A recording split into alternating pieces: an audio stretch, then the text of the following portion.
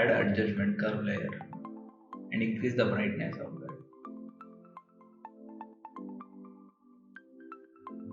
Then clicking on the mask, invert the mask. Press Ctrl I in the keyboard to invert a mask. Mask should be in black color. Using brush, wherever you need, just brush it up.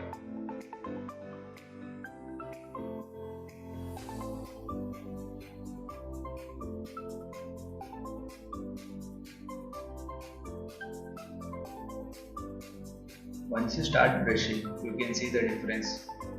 So wherever light appearing, just brush it up. You can see the brightness on that area. It's look like shining on that ornaments.